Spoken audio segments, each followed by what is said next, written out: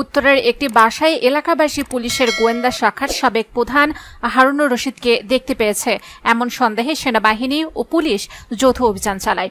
বৃহস্পতিবার রাত 10টায় উত্তরা সেক্টর 10 এর 12 নম্বর রোডের 4 নম্বর বাড়ির সামনে এ অভিযান চালানো হয়।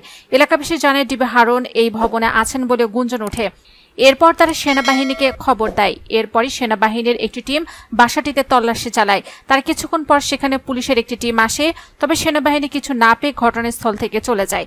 সেনাবাহিনী চলে যাওয়ার পরও বাসাটি ঘেরাও করে রাখে এলাকাবাসী। তাদের ধারণা ডিবি হারুন বাসার ভেতরে রয়েছেন। এর আগে গত 6 আগস্ট হারুনুর রশিদের আটক হওয়ার গুঞ্জন ওঠে, কিন্তু পরদিন তিনি নিজেই আটক হওয়ার খবরটি নাকচ করেন। এরপর থেকে তার আর কোনো খোঁজ খবর পাওয়া যায়নি।